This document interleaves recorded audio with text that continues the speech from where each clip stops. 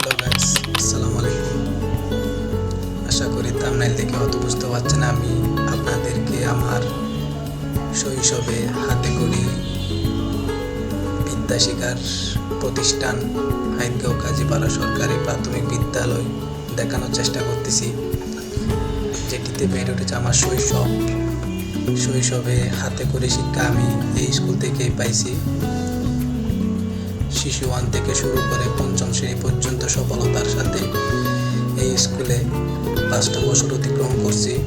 অনেক সুনাম, অনেক খ্যাতি অর্জন, সব কিছু মিলাই স্কুলের সহপাঠী, বন্ধুবান্ধব সবাই এখন বিভিন্ন জায়গায় বিভিন্ন প্রতিষ্ঠানে সবার মতো করে কেরিয়ার সাজিয়ে নিয়েছে।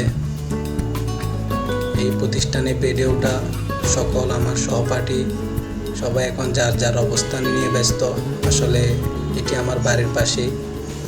এই শৈশবের স্কুলটি আসলে আমার অনেক ভালো লাগার একটা স্কুল, যেখানে আমরা বড় হয়েছি। একদম হাফ প্যান্ট পরা থেকে শুরু করে একদম এখন পর্যন্ত সেই স্কুলের আশপাশ সব কিছু যেন আমার স্মৃতি হয়ে থাকবে। এখানে আমার বন্ধু বান্ধব সহপাঠী সবাই মিলে আমরা খেলার মাঠে খেলা করতাম।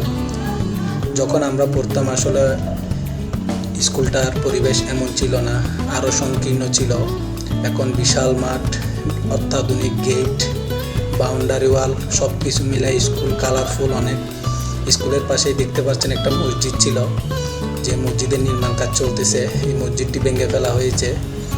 এখন সামাজিকভাবে এই মসজিদের কাজ চলতেছে। অতি শীঘ্রই এই মসজিদ 2 তলায় রূপান্তর হবে ইনশাল্লাহ। এই স্কুলের আতাস বাতাস সব কিছু যেন আমাকে ঘিরে রেখেছে, আমার শৈশবকে যেন মনে করিয়ে দেয়।